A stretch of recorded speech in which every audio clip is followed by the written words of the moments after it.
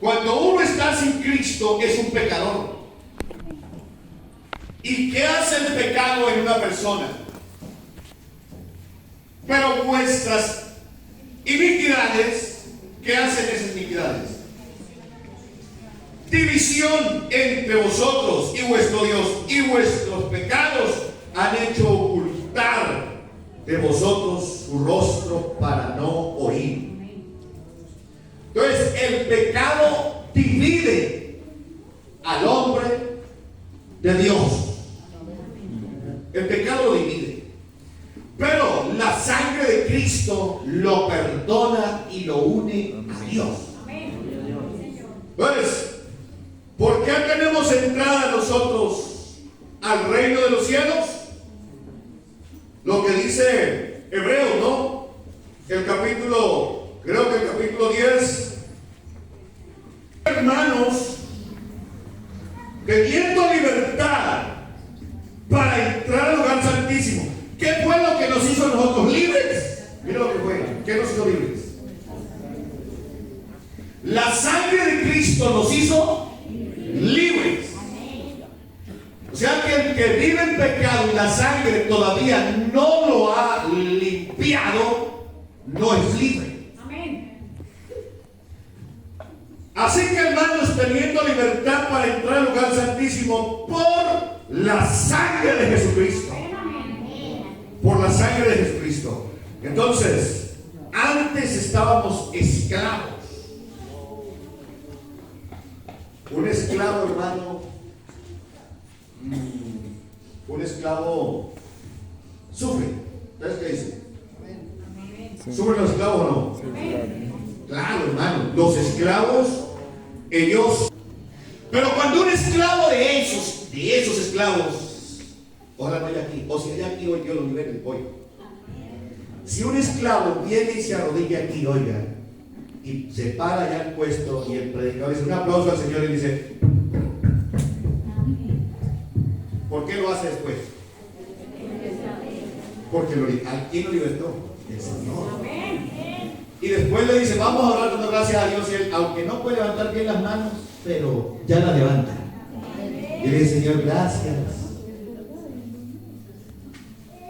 Y a los 8 días viene, y aun cuando él no puede cantar bien los coros, al menos él pone cuidado y ahí va haciendo. ¿Por qué lo hace? Porque el Señor lo hizo libre. Entonces, los esclavos, nadie puede hacer libre a los esclavos en el pecado. A ver, ¿quién lo puede libre? Solo Jesús. ¿Habrá un presidente en la tierra que pueda hacer libre a un esclavo? ¿Habrá alguna denominación que pueda hacer? No la hay, hermano. No hay rótulos, no hay títulos. No hay emperadores, no hay filósofos, no hay nadie que pueda hacer libre a un ser humano. Pero, entonces, ¿qué hacían con los esclavos? Le decían el terrateniente, yo compro 20 esclavos y por 10 años. Pero había un esclavo que decía, el esclavo, por ejemplo, se hacía amigo de los hijos, porque tiende a ser que uno, cuando el papá de uno coloca 10 trabajadores en vez, uno se hace amigo de un trabajador, ¿no? ¿Sí pasa así o no? Se hace amigo. Entonces, se llega la hora que se acabó la cosecha, se acabó todo. ¿Ves? No había más trabajo, había que deportar a los esclavos o venderlos a otro terrateniente. Entonces decían, el hijo decía, ¿cómo hago yo para que usted se quede aquí? Ya había un papel firmado. Ejemplo, el papel está firmado, la paga del pecado es la muerte. Ya está firmado.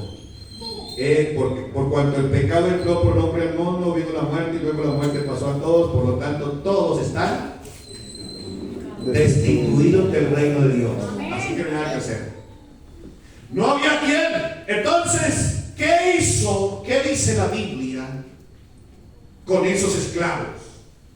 Los esclavos tenían una opción, que el hijo del terrateniente, del dueño de la finca, de la hacienda, qué sé yo, él decía, la única forma es yo darle mi apellido. Cuando se ofrezca que mi papá le diga, usted ya es un esclavo, el hijo diga, el esclavo diga, no, no me puedo ir. Aquí tengo su apellido. ¿Por qué? Porque su hijo me adoptó. El hijo puede decir, papá no lo puede echar porque ahorita yo lo adopté, lo recibí, no como esclavo, sino como hijo. Así que como ser hijo, ahora tiene derecho a entrar al palacio. Y esa es una ley, no voy a hacer. Entonces dice el verso 33, le respondieron: linaje de Abraham somos y jamás hemos sido esclavos de nadie. ¿Cómo dices tú ser libre? Y la gente pregunta que todavía nadie es esclavo. Jesús le respondió: de cierto, te digo que todo aquel que hace pecado, esclavo del pecado. Verso 35. Y el esclavo dice, oiga bien, el esclavo no queda en la casa para siempre. ¿Sí queda en la casa? No. Él no queda en la casa para siempre. El hijo sí queda para siempre. Así que si el hijo no libertare, seréis verdaderamente libres.